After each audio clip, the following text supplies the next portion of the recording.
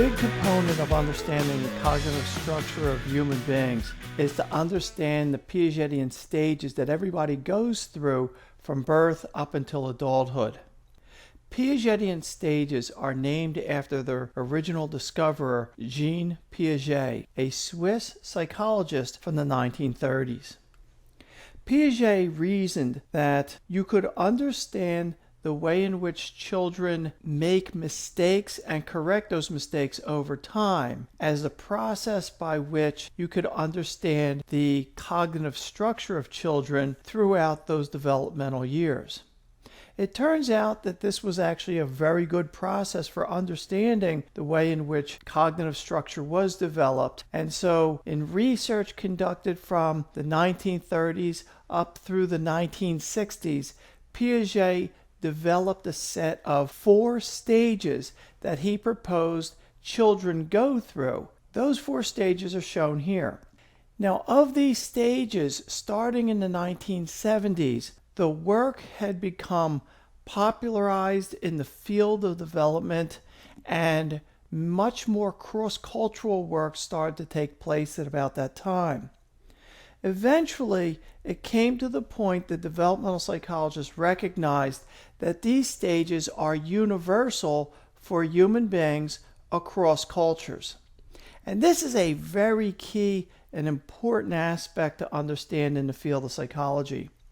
The stages of Piagetian development that we're going to discover in this table describe a universal pattern of intellectual development that occurs regardless of culture. This establishes a universal set of parameters in understanding what children can understand at different stages of their life. And this, of course, plays out in practical ways when you hear that some things like toys or television programs are designed for children from 3 to 6 years of age is made through the process of Piagetian stages. Now, Piaget named all of his stages in French back in the 1930s, and since then those stage names are a little bit odd and are not very descriptive any longer of exactly what's in those stages, but we continue to use through tradition the names of these stages. The names themselves are not that difficult to remember, but you won't really be able to use them to cue you in too much as to what's actually going on in any one stage. Piaget named the stages the sensorimotor stage, the pre-operational stage, the concrete operational stage, and the formal operational stage. These stages, although they have appeared to be stages for many decades, are now widely recognized to largely be the result of a large grouping of patterns of behavior that change in a continuous fashion over time. So that in terms of stages themselves, do people actually reach 2 years of age and then suddenly go through some sort of intellectual morphing process like a caterpillar into a butterfly and then come out the other end as in the pre-operational stage? No, not at all. Actually, much more careful work that has been done over the past 40 years has indicated that the stages of intellectual development were simply a convenient way, and probably the best way that Piaget could do in his time, to understanding how change occurred over time in the individual's life and the skill sets that they had. For convenience, we still refer to these 4 stages today, although technically they really are not stages. It is much easier, in fact, to talk about stages because it puts you in a general ballpark with respect to skill level for certain individuals. If you actually try to look at all the various skills that develop over the years and the intellectual changes that occur as a result, the system would actually be simply much more complicated to describe. So technically, stages truly do not exist. Instead, an continuous underlying development of skills occurs over the course of 2 decades, but it is much easier to describe in terms of stages, and so we stick with that, especially in a general psychology course where we're first introducing the material to the students.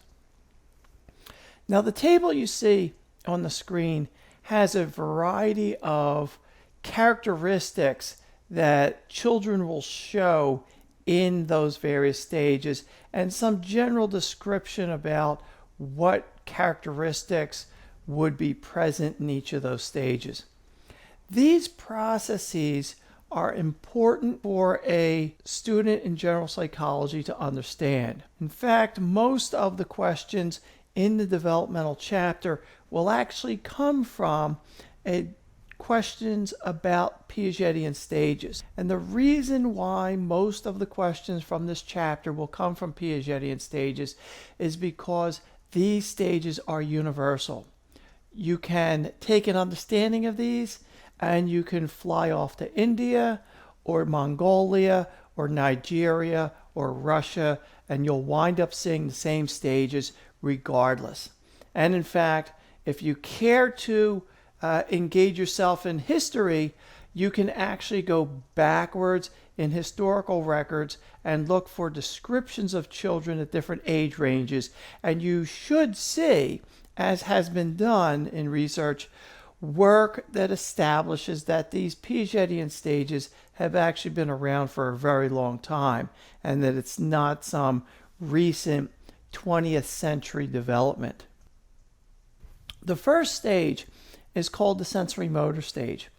Piaget named the first stage the sensorimotor stage because he made a general statement that during these first 2 years of life, children will generally learn just about naming sensory events and learning basic motor skills. Of course, all aspects of human psychology today involve processing sensory input and engaging in motor output, but this was the way he named it, so think of it in terms of low-level abilities. So when you take a look at some of these bullet points here, the capacity of children to learn the names of colors, learning the difference between left and right, learning the difference between up and down. In terms of motor behavior, learning to hop on one foot, or even another motor behavior which will eventually become very important in terms of literacy, teaching a child to color within the lines in a coloring book. Unless that skill is acquired, you cannot move on to learning block letters with crayons or pencils, or eventually developing cursive with a pen, which is going to be very, very slippery for a small child. So the sensorimotor stage involves a lot of basic intellectual development that a child would use in their life. We have already talked about the age ranges for the development of language. And in this case, as we cover the Piagetian stages, we should always remember the various amount of language skills that should be present in each of these stages, because language development is key to cognitive structure. The more you're able to speak about, the better you can make sentences. The more descriptive you are, the better you can remember things. The more things that you can connect one idea to a variety of others, which improves your memory. As a result, we have to always take a look at language development in these stages. Now, the sensorimotor stage, as was shown on the previous slide, runs from birth up to about age 2, which means during this time, children will have a maximum capacity of saying about 2 words at a time, a subject and a verb, typically. And in this case, you're not going to have children that have the ability to say a full sentence. So they're not going to be able to engage in conversations with other children or even with adults. And that's going to limit the intellectual events that they can process. things that they do are going to be much simpler relative to an adult. And with this context, let's take a look at this next question and try to get an idea of what an appropriate educational intervention would be. Now, one last bit of context for this question is that as Piagetian stages establish the parameters of intellectual development at a particular age, it establishes what a person can learn and what they can't learn, what they can do and what they can't do. And one of the things that you've probably heard 1,000 times just growing up is that when it comes to children, teachers have to work within their limits, right? You don't give a 2-year-old calculus problems because a 2-year-old can't even say a full sentence yet, let alone understand the complexities of calculus. So you always have to find what is the appropriate skill set that you would deal with for a child of a particular age range. And this, to a great degree, engages a lot of the whole educational process. So if you happen to be an education major, this is a very key component to just basic early educational development that occurs over time. So now let's specifically look at this question. Which of the following tasks would be an appropriate educational intervention for a child in the sensorimotor stage? And the answer is A, riding in a stroller. Now, this is an odd question with a very odd answer to it. Let's take a look at why B through E are incorrect so that we can better understand why riding in a stroller is an educational intervention for someone who's 2 years of age or younger. Simple addition. Have we gotten to the point in the Piagetian stages where a child can do any kind of math? No, we haven't. Actually, we're not going to see any kind of mathematical development until another stage or two, depending upon how much math you actually want to talk about. Playing the game 20 questions. That's not possible for somebody in a sensorimotor stage because children in a sensorimotor stage can only say 2 words at a time. That's not a full sentence. And if you can't say a full sentence, then you can't play a question game where you ask somebody 20 questions to try to figure out what they're thinking. Walking downstairs. We'll take a look at the smallest child in that picture there. That kid could probably just barely walk. He's certainly in the sensorimotor stage. Would you want to put that kid at the top of a flight of steps? Okay, he's so small that the height of a step would be roughly equivalent to having you walk down steps that were as high as your knee. And you, as a healthy 18-year-old, would still have some difficulty doing that, right? It's leading to opportunities for falling, and so it's not a good task to give a small child. And certainly, if they can't run down steps, they're not going to run on an obstacle course either. Children 2 years of age or younger are just very uncoordinated because they don't have much history with athletic ability, nor are their bodies fully developed as well. So they do have a tendency to fall down, which everybody has an intuitive understanding of, but maybe not a specific understanding of exactly why. Now, the correct answer, A, riding in a stroller, is essentially going to be the correct answer by default in this case. But you might ask, why is riding in a stroller an intellectual task at all? Well, it's an intellectual task because at this age of development, at a maximum of 2 years of age, children actually are learning by being pushed in a stroller by getting to watch things that their adult supervisors are pointing out, like clouds and squirrels and cars driving by and grass and flowers. And they get to see these things and walk around. Now, the children themselves cannot get around and do these things, nor do they actually understand what all these things actually are. They have to be introduced to them through their parents or other adult supervision to understand what they are and how to interact with them. Like a cat, for example. If your neighbor had a cat on its front porch and you had a 2-year-old, you might bring your 2-year-old over so he could reach out and touch the cat, but you would watch the cat and the child interact to make sure that if the cat seemed like it was getting irritated, you would take your child away. You would make sure that the child does not grab onto the tail of the cat and yank on it, because then again, the child might get hurt. You need that supervision in that case. So even in riding in a stroller is not an appropriate educational intervention for you as an 18-year-old. It is an appropriate educational intervention for someone who's 2 years of age or younger. And as a result, you have to work within that realm, the parameters of intellectual skills for that age range, to know what to actually do. The next stage is called the preoperational stage. In the preoperational stage, one of the things that develops more than anything else is a capacity for symbolic manipulation. And we're going to see that in a variety of different ways. In fact, one of the things that I have to point out to you about this stage in particular is that of the 4 stages, the sensorimotor stage, preoperational, concrete operational, and formal operational stages, the preoperational stage is probably the busiest stage, the one that has the most amount of stuff going on.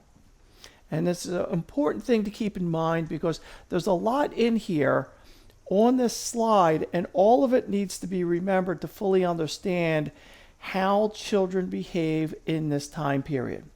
And what time period is this? Well, it starts after the sensorimotor stage ends, so we're starting at about age 2, and it runs to approximately ages 6 or 7.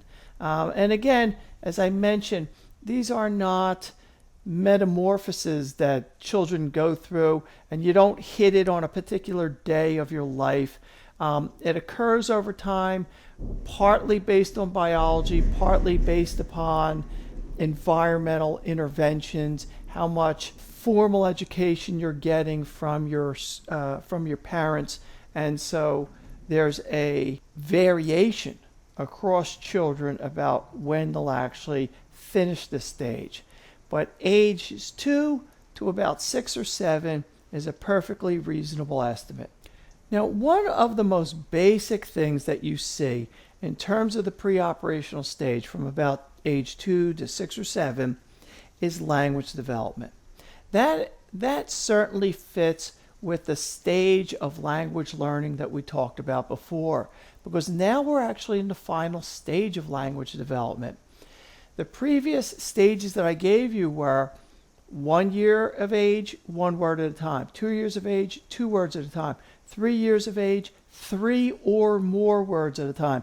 That or more becomes very important in this case, because now you have an individual that can say a full sentence and very likely much more complicated sentences, run-on sentences, and many, many sentences, one after another. And language learning is probably one of the things that stood out most distinctly in this stage in early research, because it shows up so clearly in terms of the behavior of the children. Less easily seen, but that can be detected, is mathematical skills. Now, the math that you would see a child perform between the ages of 2 and 7 is actually going to be very low-grade math, of course. Nobody's doing calculus at age 7. And in fact, even at age 2 and 3, you're really not going to see much, right? Please note, this age range from 2 to 7, for example, doesn't mean that when you're just starting at age 2, or maybe you're 2.5 or 3 years old, that you have math skills. You got up until about age 7 to start developing them. And so math skills are actually only going to be seen toward the end portion of this particular stage. So you won't see the most basic rudimentary addition skills until around ages 5, 6, or 7, depending on the child. But it's always going to be primarily addition as the skill that will first show up. Subtraction will actually take some effort later on. The next skill that develops during this time period is actually something a bit more complicated to understand, and it's something called theory of mind. Theory of mind is a very general term that refers to the development of these 4 characteristics: pretend play, sharing, empathy, and deception, that will develop in a child during this time period from age 2 up to 7. And in fact, most of the characteristics of theory of mind don't start to develop until about age 3.5. Pretend play will start to show up probably the earliest, sometime at around age 3 or so. But one of the last ones to show up, around deception, will probably show up around 3.5, possibly 4 years of age. Again, it depends upon the child. I don't think we can be that specific overall across all children of this age range. Now, language skill learning is fairly obvious. The ability to say 3 words at a time or more, and to say sentence after sentence. In fact, during this time, if you've ever been around children, they oftentimes will become somewhat obsessive about watching a particular movie. So there'll be a movie that they like, and they'll watch it literally every day, maybe even sometimes multiple times during the day. And given their language skills and their enjoyment of the movie, they will actually learn the entire movie word for word. And so as they watch it, you might see this with a 6-year-old or a 7-year-old, right? Not the 2 or 3-year-old, but the 6 or 7-year-old may say the dialogue for the entire movie from start to finish because they enjoy it and watch it so much. And that's something that's actually rather interesting regarding children at this time, but you would not see a skill like that show up at an earlier phase because children simply can't say a full sentence. The math skills, as I mentioned, won't show up until the very end, possibly around ages 5, 6, or 7. And again, very simple, basic addition math with typically small numbers. Now, the theory of mind aspect is a little bit more complicated. This is the part that's going to link us back to the large print, italic, symbolic manipulation issue that showed up at the top of the slide here. All of these characteristics, the 3 primary characteristics, language learning, math skills, and theory of mind, all involve the use of symbolic manipulation. And what symbolic manipulation is when you take one stimulus and you use it as a symbol for another stimulus. So you take one thing and you use it as a representative for something else. Now that is actually very common in terms of just normal human language. If I say the word dog, that's the English word that refers to a small, domesticated, 4-legged creature that people commonly have in their houses. They're descendants of wolves. They go out hunting with us. They're generally safe around family members. There's a whole lot that goes along with what a dog actually is. And in English, that's the word. But every language has a different word for that particular creature. So whether you call it by other languages, the word in Spanish, the word in German, or the word in French, you're still referring to that same creature. So what you're actually seeing is language itself is a symbolic manipulation process. You establish one cue like the word dog, to refer to an entire broad class of Chihuahuas and Pit Bulls and German Shepherds and Afghans and a wide variety of other types of dogs that are just too numerous to mention. That's what symbolic manipulation is. And you see symbolic manipulation not just in human language, but also in mathematics. In fact, there's a very key underlying connection here between human language and math. That is this. In both human language, like English and French and Spanish, as well as in math, there are symbols that have to be placed in a particular order for the meaning of that sentence to make sense. Now, when you're talking about language, you call it a sentence. When you're in math, you refer to it as an equation. But you can't have something like 5 plus 2 equals 7, and then just take the 5, 2, and the 7, put them next to each other, and then the plus and the equals next to that, and know what the heck you're talking about. That doesn't make any sense. The order of the symbols is very important, and that's obviously true with respect to human language, because you can't just scramble your words and understand what actually is supposed to be meant.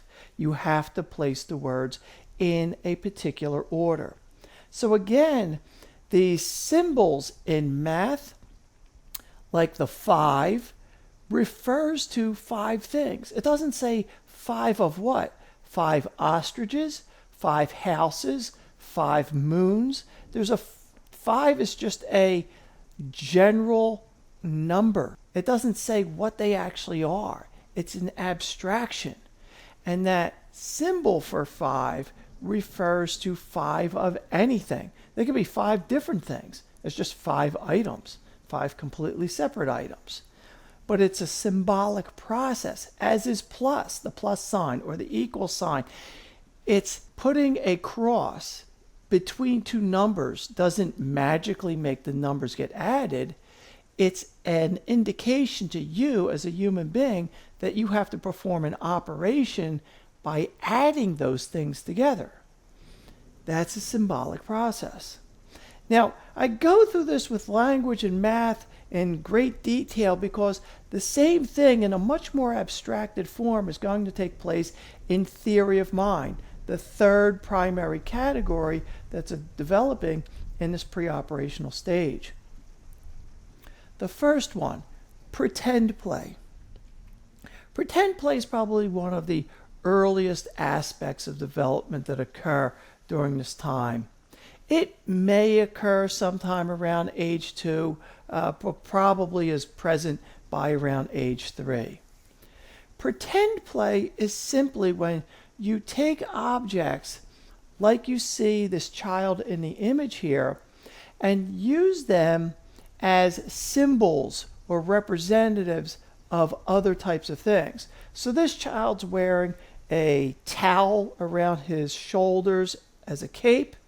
He has a small cardboard tube there as a pretend sword and a paper hat. He's a knight from King Arthur's court. He's going to go out and slay a dragon, right? These are all pretend objects. The paper hat is not a real metal hat, and it's not going to protect his head, but it's symbolic of what a helmet would actually be. And so the capacity to pretend that a paper hat is actually a protective metal helmet requires you to use the paper hat as a symbol for the metal helmet, in the same way that you use the word dog to refer to a class of animals, or that you use a cross to refer to addition in mathematics. You use the paper hat specifically to refer to a metal helmet that would protect your head if you were fighting a dragon. And that capacity to use symbolic manipulation is key for this development. And it's important for you to recognize in both language and math and theory of mind, you always have this underlying aspect of symbolic manipulation that must occur for any of these things to develop. Now keep in mind, you may have actually thought about this. Didn't I say language actually is starting at about age 1, right? One word, 1 year of age, one word at a time. And because if a 1-year-old says mama, isn't mama symbolic manipulation? Isn't that a sound that represents the child's mother? And the answer is yes. Yes, it is. Symbolic manipulation has not initiated in the preoperational stage. It has been around for some time, but it is becoming very enhanced during this time period. And as a result, you wind up seeing much more input from the role of the symbolic manipulation so that you can understand better how this process operates. Sharing and empathy actually go together very similarly.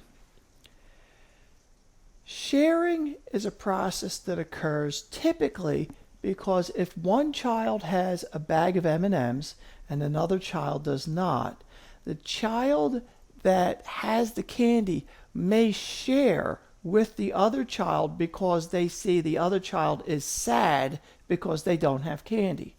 So to recognize that the other child is sad and to know what sadness is. Remember we talked about the limbic system. You know, the area of the limbic system that controls sadness is used both for you to process your own sadness, but it's also used for you to detect sadness in other people.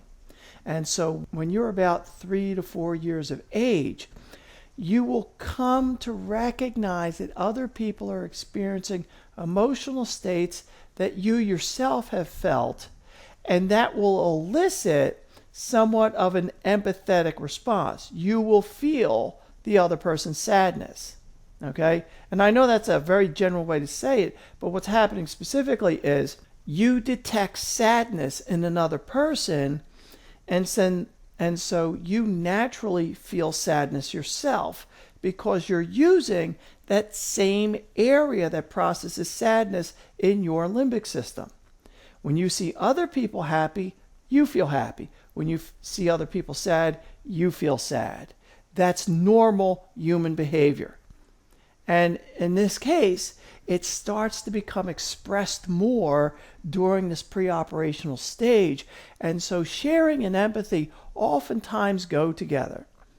And even in a case where you're not sharing, the aspect of empathy. So for example, if you have 2 5-year-olds at daycare and they're running on the playground and one of them falls down and skins their knee and starts to cry, the other 5-year-old will automatically run off to go find Mrs. Jones, the teacher, and say, little Timmy hurt his knees, little Timmy hurt his knees.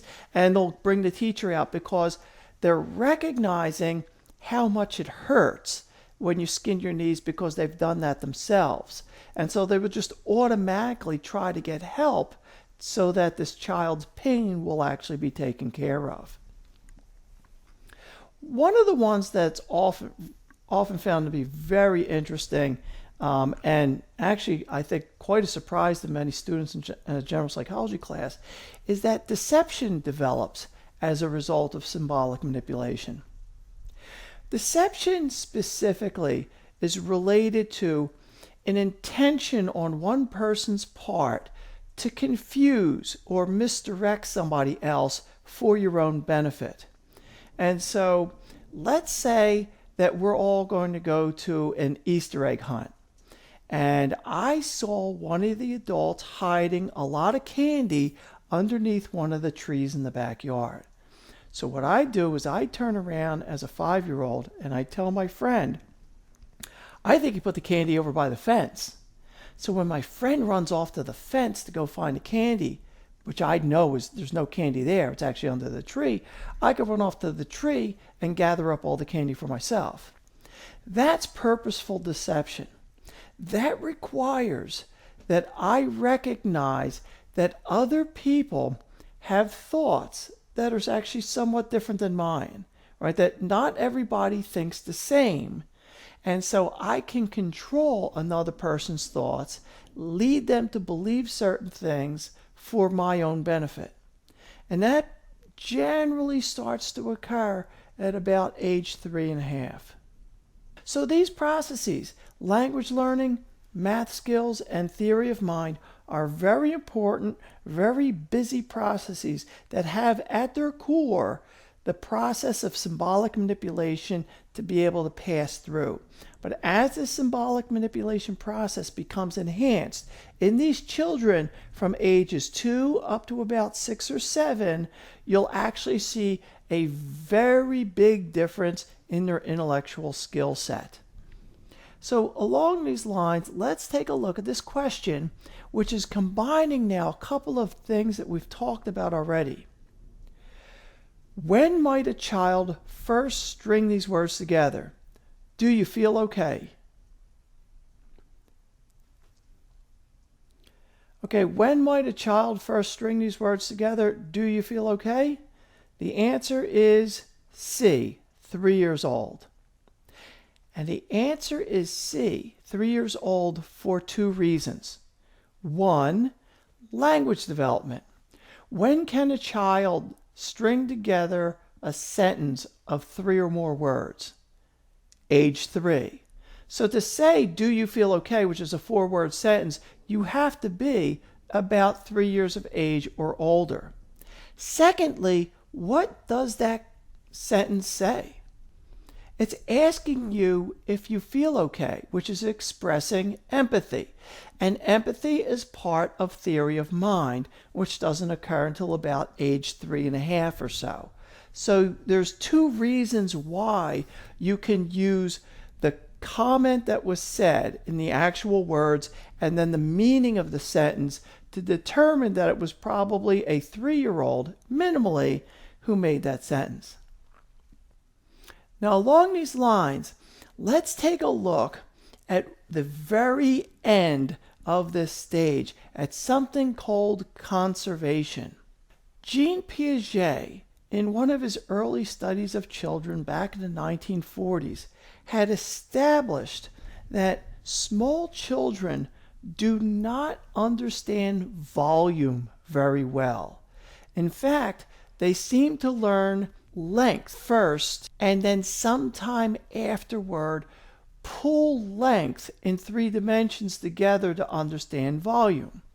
So for small children that have not developed what's called the rule of conservation, they will generally judge the size of an object only by 1 dimension, its length, but not by its volume. And so for a child, let's say that's age 4, if you were to take a string of 5 M&Ms and string them out in a long line, and then take 7 M&Ms and pile them up into a nice tight pile, and then ask the 4-year-old which set they would rather have, the 4-year-old will be much more likely to take the fewer M&Ms that are stretched out longer than the smaller compact pile that actually has more candy in it. Because children are fooled in terms of size, since they can only determine things by distance or length and not by volume until approximately age 6 or 7. So we're talking about the very end of the pre-operational stage. And in fact, oftentimes, the point at which a child transfers or generally transfers from the pre-operational stage to the concrete operational stage is oftentimes tied tightly to whether or not a child passes a test for conservation. And to say that a child passed a test for conservation, that has got it right, means that they now understand volume and are no longer confused by volume questions. And in this video, you're going to see how children judge the amount of liquid in a glass based on its size and not its volume. Other pre-operational reasoning errors result from thinking that is intuitive rather than logical. For example, preschool children are incapable of conservation. They do not understand that certain properties of objects, such as volume or mass, do not change just because the superficial appearance of the object changes. When given two of Piaget's famous conservation tasks, Olivia, Deborah, Jacob, Christopher, and Jack illustrate this lack of understanding. Is there the same amount in each one of those glasses? Okay, now I'm going to take this one. I'm going to pour it right in here. Is there the same amount in each glass now? No. Which one has more? So this one has... More than this one. I'd say if that one is bigger than and that one's smaller, that one has the most. Does that look like the same amount of Play-Doh? Each one's the same one? Okay. I'm going to go like this. Wash it down like that. Now, does that look like it's the same amount still? Which one's more? That one.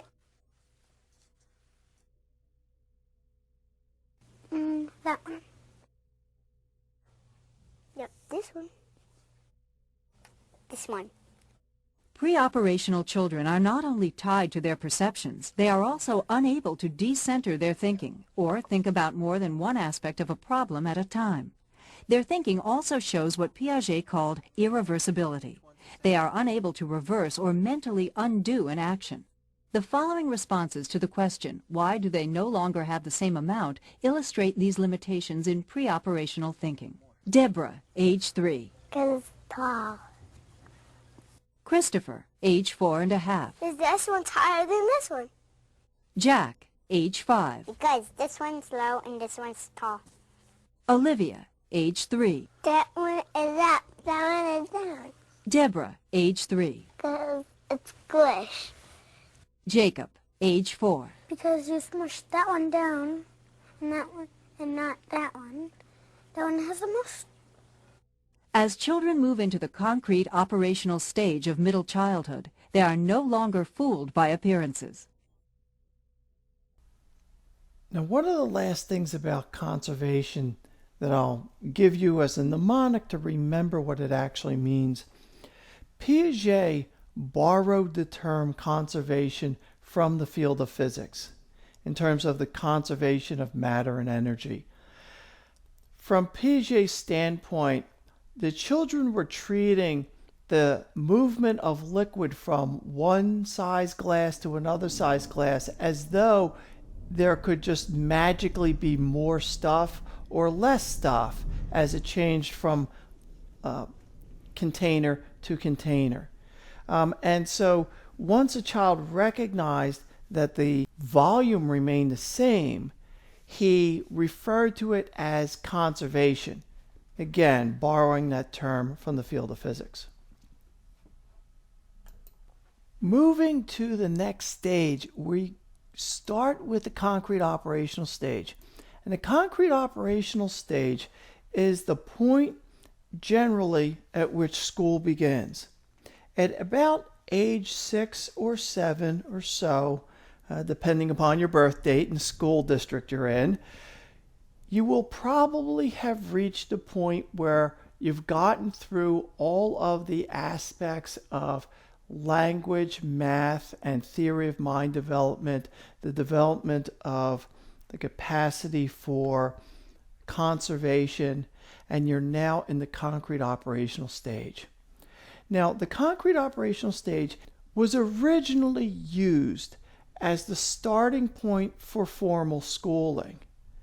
Times have changed since the early 20th century when school basically was just beginning at first grade, and it has expanded into preschool and daycare, which is very common today because as the field of psychology has developed and of course as the field of education has developed, the capacity to educate younger and younger children has developed.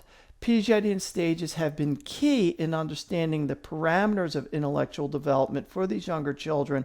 And so schooling starts for most children at about 3 months of age, especially if both their parents work. The child will oftentimes go off to daycare at about 3 months of age after your family medical leave dries up and you've got to go back to work. So from that point, there is a constant process of education. Now, even though school starts much younger, where we have kind of the formal required education, traditionally, first grade starts at the beginning of the concrete operational stage. Children are going to pass tests for conservation of matter, so they are not going to be fooled by aspects of length, and they will understand volume. They will also have very basic logical reasoning skills for mathematics and for basic logic, as well as during this time period, which starting at about age 6 or 7 and running to about puberty, age 12 or 13. That is the general length of the concrete operational stage.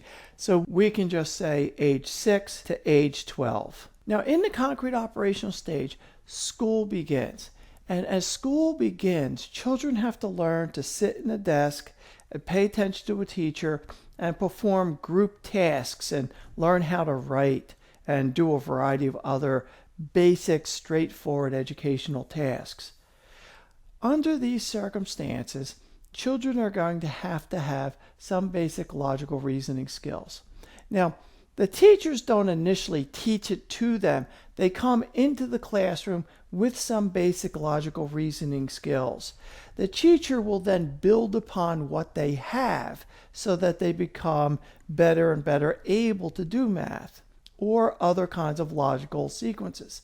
And also to improve their memory just by reading books and asking questions and understanding facts and so forth. But let's focus on the development of math itself. In first grade, generally, children will be asked to do basic addition so that they will have to learn what a plus sign is and an equal sign. And they will generally only work with single-digit numbers because two-digit numbers are too difficult at this point in your life. So for example, if you saw the number 12, it's a 1 and a 2, and you recognize that as a value that's 2 more than 10. However, a small child in first grade might see that just as 2 separate numbers, a 1 and a 2. It's going to take some time before they learn about 2-digit and 3-digit numbers. So typically, addition that's done in first grade only has single digits, does not include a 0 because 0 is a little bit confusing. When you say 0 plus 1 equals, it's a little bit confusing because you're trying to add a 0 which means nothing. And that's a little bit difficult or too abstract for a first grader. But you don't want to get to numbers that lead to too high of a digit. So you don't want to ask 9 plus 7 because that will equal 16. 16 is a 2-digit number and that's off limits. So you only want to add numbers that will end the equation with still being a single-digit number. So you could do 8 plus 1, for example, to equal 9, and that'll be it. 10 is off limits. And this process will get started in the beginning of first grade and may run until possibly February or March the following year. So in the same school year, from September until February or March, it'll only be single-digit addition. And you may be asking yourself, why is it taking so long? Can't you just learn this in about 30 seconds and be done? Well, you can as an adult, but you have to remember the parameters of intellectual development for this 6-year-old that's in first grade. They've never done this before, and doing it once doesn't guarantee they're just going to automatically remember it because they don't have much life experience. They don't have very good mnemonic skills. They don't have a lot of experience with mathematics itself. And so they need repetition, repetition, repetition, repetition. And so from September to February, they just do single-digit addition. And they're still going to get things wrong. If the class is ready, the last few months of first grade, they may actually work on subtraction. And so that's using number lines, counting up. Also, other people talk about using manipulatives. And so manipulatives are when you take physical objects like coins or stones and you have the child count them in a box. So each time you add, you put a coin in the box. Each time you subtract, you take a coin out of the box. And that way they have the box as this actual physical event showing what the addition or subtraction actually leads to. Other parts of logical reasoning that get done in first grade, and then even as other grades as well, are things like trying to put a series of pictures into a logical sequence. So oftentimes, for example, with first graders, you'll see a homework problem where there'll be 4 pictures. And it's a picture, usually a drawing of a man baking a cake. And so there's a table with a bag of flour, a couple of eggs, a stick of butter, and a mixing bowl. And then the next picture might have the man mixing things together in a bowl. And then the next one, there's the cake inside the oven that you can see through the oven door. And then lastly, a picture of the cake sitting on the table. But those images will be scrambled. And a child in first grade will have to look at the images and try to make sense about what these symbols represent. Notice that you're actively engaging the symbolic manipulation process in a process of sequencing. So you take symbolic manipulation and you're training how to use it in particular sequences so that you can establish the correct order of these images to tell a story. There are a variety of ways in which this takes place. In fact, even as you read books with children in first grade and you stop in the story and you say, "What do you think will happen next?" is actually another variation of this, because anything could happen next. But if you answer based upon what has already happened, you're actually again engaging a logical sequence that will help you establish logical reasoning skills. Now, one of the last bullet points here is about fairy tales being questioned.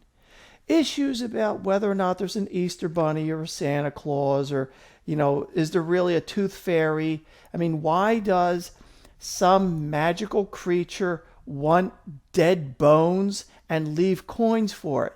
If it can get the tooth from under my pillow, why would it leave money behind anyway afterward? It's already got my tooth. Apparently that's what it wants. Why is it leaving money?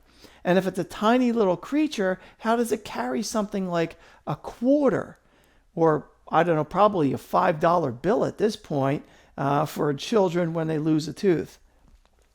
These things start to become questioned as the children develop sufficient logical reasoning skills and oftentimes stumble upon these issues, but not at the beginning of the stage, more toward the end of the stage. Remember, this stage runs from about age 6 to about age 12. There's probably not a lot of 12-year-olds that believe in the tooth fairy, but at age 6 or 7 or 8, they might believe in it, especially if their parents are really carefully slipping that money under the pillow and playing along in a whole story that the tooth fairy came last night. But there are going to be eventually questions asked based upon their intellectual development, because it doesn't make sense that a magical fairy would want your tooth. There's just no rational thought process behind it. They'll start to detect that and question it. And that's what will happen to the tooth fairy and the Easter bunny, and probably the granddaddy of all is going to wind up being Santa Claus. Now, when you finally get to the end of the concrete operational stage, you're ready to get into the final stage, the final Piagetian stage, and that is the formal operational stage. The formal operational stage is again all about logical sequencing, just as we saw in the concrete operational stage, except the types of logical sequencing now simply becomes more abstract. That is a very key point. What you see at the beginning of first grade in the concrete operational stage is basic concrete logical reasoning skills are developed.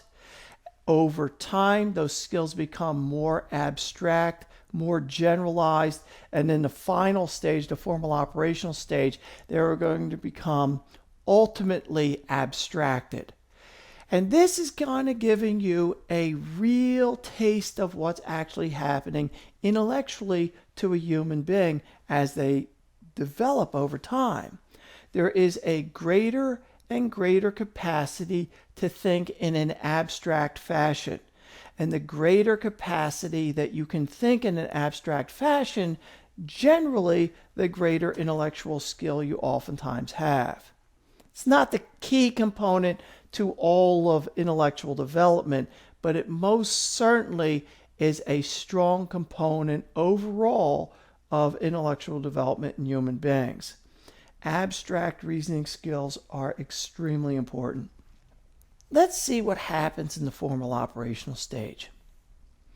Abstract thinking may be linked to a final myelination of the frontal lobe during puberty. We talked about myelination a little bit in Chapter 2 in the neuroscience chapter. Myelin is a fatty coating that exists on axons only. And the role of myelin is to speed the rate at which an action potential travels down an axon. So axons travel more quickly in myelinated cells than in unmyelinated cells. As you reach puberty, you begin to myelinate your frontal lobes for a final time. As this occurs, there is a greater capacity for abstract thinking that develops. Now, it sounds like I'm telling you that there's a basic underlying physical process for abstract thought, and that's not proven.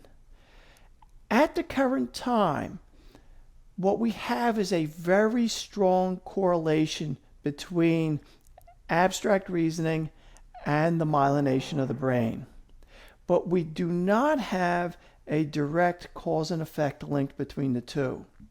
And if you think about it, you'll understand why.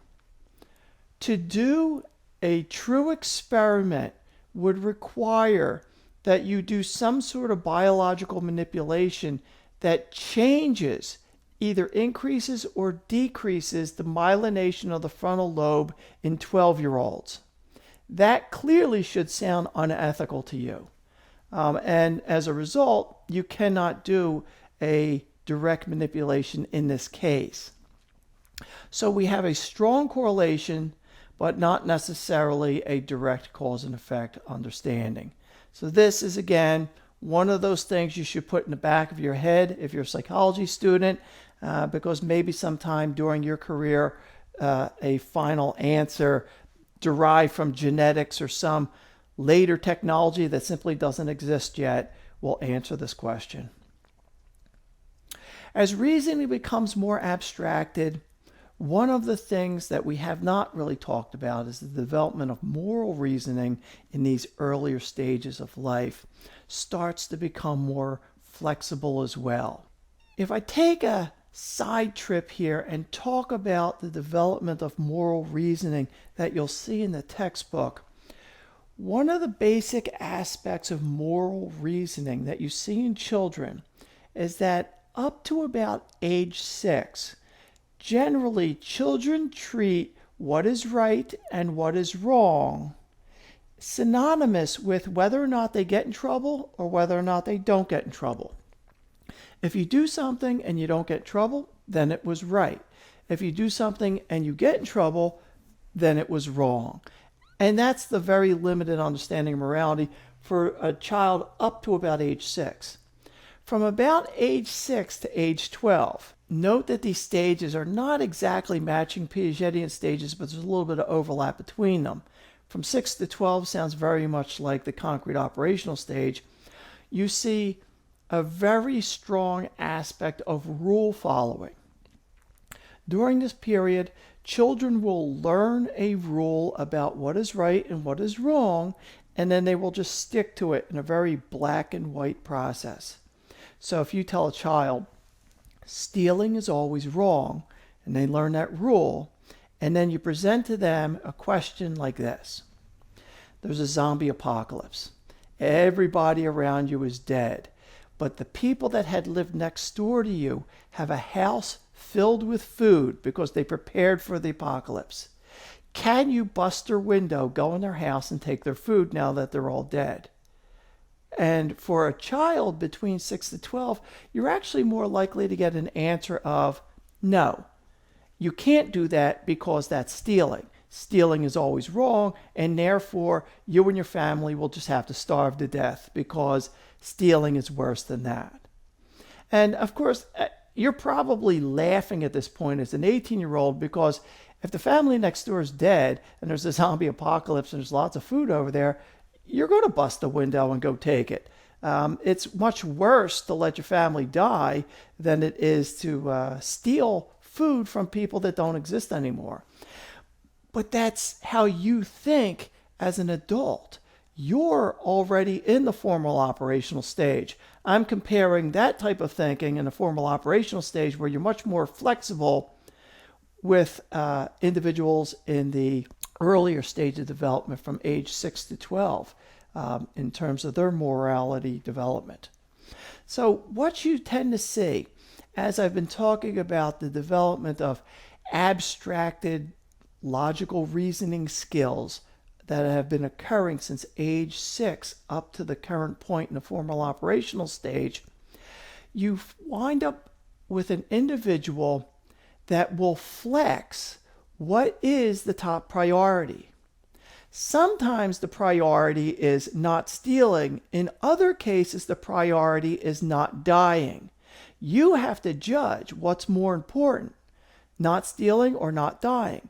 Most adults will generally say letting yourself die because you didn't pilfer some food is actually the real problem. So in a person that stole food to stay alive is not so much guilty of theft as somebody who didn't need the food, stole it, and was just going to sell it to somebody else to make a profit. That would actually look like a much worse crime in the eyes of an adult human than the person who was starving and stole. Of course, you can make the argument stealing is stealing, but you always have to look at the context of it. And that's always what adult humans do. They become so flexible in their abstract reasoning skills that there seems to be essentially no universals. Even in the case of the ultimate universal that anybody might actually put forth as a possibility, God. The stories of God from religion almost always say you should not kill other people.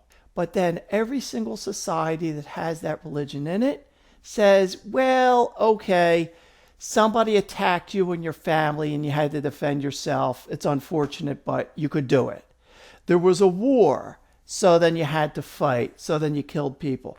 So even in scenarios where you have a religion that places an ultimate being who gives you an ultimate rule, you still wind up flexing on whether or not that ultimate level of morality is actually going to be what you follow, or whether or not you fall back to a secondary position and say, I'll kill now and I won't kill later. So it's very common to see adults argue over things always with respect to the context of what's being argued about. And that very much is an adult human being. For all of the philosophies that have been written since the beginning of time, they've all been written by adult humans. And adult humans in all philosophies, even though they may give you absolutes, another adult will come along and say, I disagree, and here's an alternative to that. And then they will argue about the philosophies about which one's right and which one's wrong. That may sound like a lot of petty quibbling throughout thousands of years of human history, but actually what you're seeing is that it's a process of an adult human being that has reached the formal operational stage of Piagetian development. They are seeing everything in terms of a specific context, and they are flexing what is the most important thing relative to the other things. And that, that list of relevance very well may depend upon the culture, the religion, the history of the country, and the specific events that are occurring there at the current time. This type of arguing very much is reflected in law. In all cases, in law, the level of federal government, and even in law in just daily court for traffic violations or other types of things, a lawyer can make arguments for why a crime occurred and why it's not your fault. Yes, he committed the crime, but he's actually innocent because blah, blah, blah. There's always an exception. There's always a context. There's always some broader aspect that if you rephrase an argument in terms of some other context, that the same particular behavior may either be seen right or may be seen wrong. And that very much is the formal operational stage. Now, what we're going to do at this point is move on to a series of questions that are going to evaluate your ability to understand the Piagetian stages. So I'm going to give you 4 video questions, and you are going to play the role of a television censor. Now, as a television censor, you simply have to stamp on the program what age range it's appropriate for. And the age range should fit the Piagetian stage. So if you look at this first slide here, you're going to be looking at a scene from SpongeBob, which most of you probably recognize. And you're going to have to answer the question, is this episode of SpongeBob appropriate for somebody in a sensorimotor stage, pre-operational stage, concrete operational stage, or formal operational stage? So what you want to do is find the stage that is the lowest stage that you have to be in to fully understand the clip. Okay? Because in any case, you could always say formal operational will, a person in the formal operational stage will understand any of the clips that I show you, and that's absolutely correct. But you need to work it down. What's the lowest Piagetian stage you need to be in to fully understand either the jokes, the comments, the context, or anything else that's part of that video? So let's get started with SpongeBob. Sandy Cheeks is going out of town and has asked SpongeBob and Patrick to do a little pet sitting for her. Pet sitting? Won't that hurt them? Perhaps she should have asked someone else. Gee, Patrick, I didn't know you spoke bird. No, that's Italian, SpongeBob. Okay, boys, this here's Birdie's food. Feed him twice a day. This whole sack? No, just a cup's worth. This here's my cricket. He's saying hello to you. Ain't he cute? Sorry, I don't speak Italian. Okay, and this here's Snakey. What's that lump in his belly? Well, that's his dinner. Well, I guess that's it. I gotta go. I'll see you fellers in a couple of days. Bye, Sandy. Stop! Wait! You forgot about this pet! Oh, that's only Wormy. He don't eat much. Look at him, Patrick. Isn't he great? Hey, little fella. Gitchy, gitchy, goo goo. Oh, look! Isn't he just precious? Let's take him out to play. Okay, and I know that you also realize SpongeBob should not take him out to play because that's when the hijinks begins. But let's take a look at the question. What is the lowest Piagetian stage one must be in to fully understand the following movie clip? And the correct answer is C, the concrete operational stage. Why the concrete operational stage in this case? It's because all of the jokes in SpongeBob episodes, whether this one or any other one that you'll see on television, always involve logical flaws as their punchline. So in this particular clip, Patrick is so stupid that he thought whistling was the Italian language. And then SpongeBob even repeated the error himself. SpongeBob thought that they should give Birdie an entire sack of food. There was just always logical flaws. And that's oftentimes what's humorous about it, because the characters that make these types of jokes always seem incredibly stupid, but in a humorous way.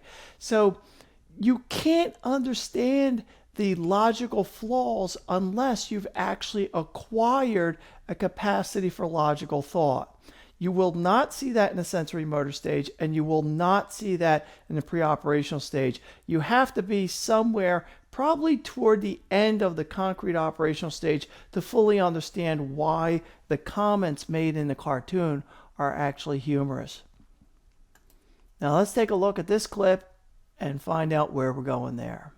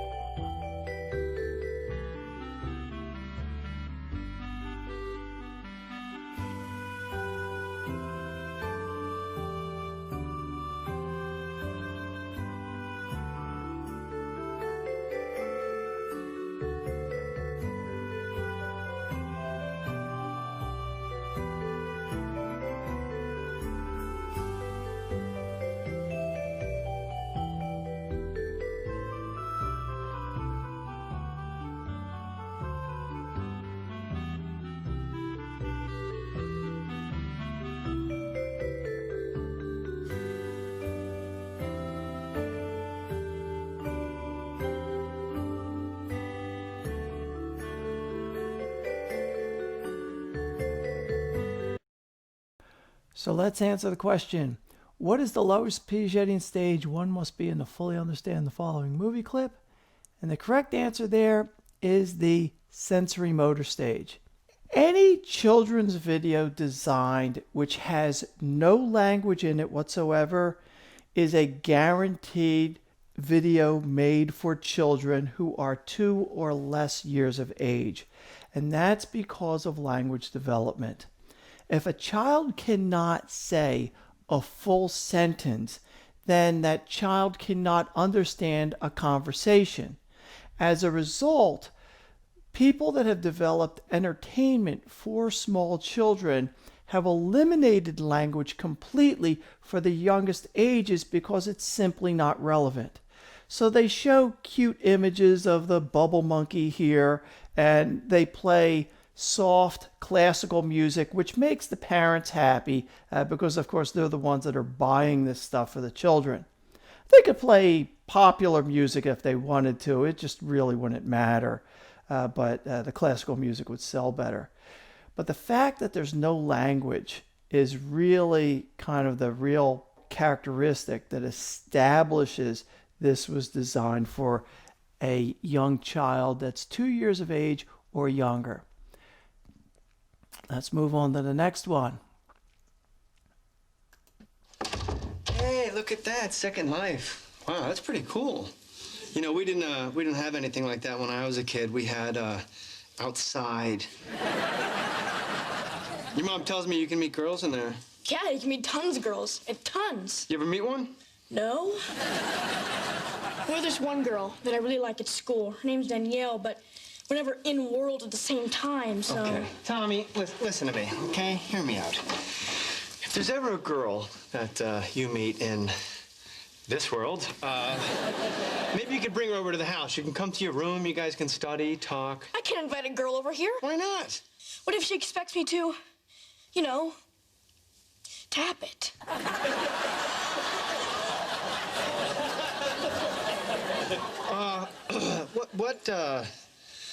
What would you be tapping? I don't know. Okay, that's good. That's good. So what's the lowest Piagetian stage you have to be in here?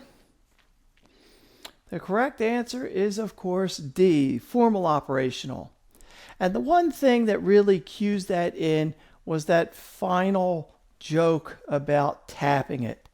To understand that phraseology and what it implies, you have to generally have already crossed into puberty and had some socialization with respect to romance.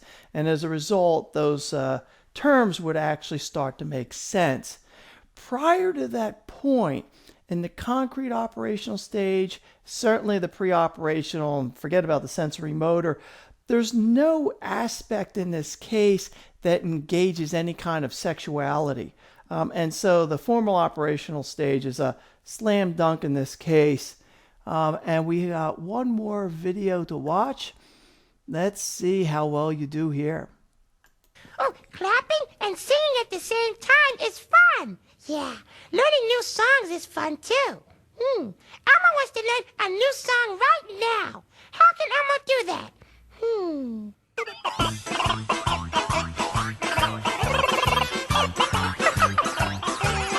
Yeah! Now Elmo can watch the singing channel. Very good singing, TV. The Singing Channel. All singing all the time. Our motto is everybody can sing, so sing everybody.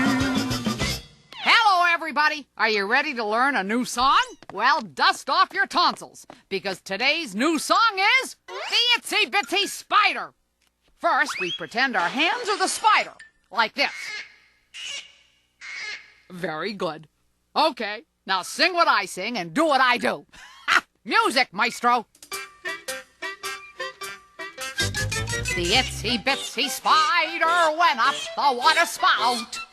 Down came the rain and washed the spider out. Out came the sun and dried up all the rain. So the itsy bitsy spider went up the spout again. Well, that was terrific. Now let's try it again, only this time everybody sing. And let me see those spiders. So what's the lowest Piagetian stage you have to be in to fully understand this? B, the pre-operational stage, which might be a given because we've already gone through the other three stages in the other questions, but the pre-operational stage should stand out for one primary reason, and that is the symbolic manipulation. In this video, the woman is showing you how to use your hands to play Itsy Bitsy Spider. That itself is a symbolic action. You must have reached a point in your life that you understand that your hands can be symbols for spiders. And so you must have already reached minimally the pre-operational stage. But you certainly would not back it up to the sensorimotor stage because this is a sing-along video. A sing-along video requires you to have sufficient language that you can say a full sentence, and that completely eliminates the sensorimotor stage because we're ending there at age 2, at which point you'd only say about 2 words at a time. So you've got to get into the pre-operational stage. You've got to get to about age 3, possibly a little bit older than that, but you're in the pre-operational stage for sure.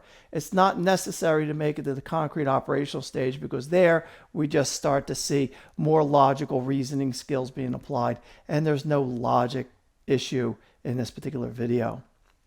We have covered, again, based upon the definition of developmental psychology, the physical, cognitive, and social changes that occur over the lifespan, when we have covered the physical changes in terms of the physical events of the brain, the number of synapses, the basic reflexes that come with infants on the day that they're born.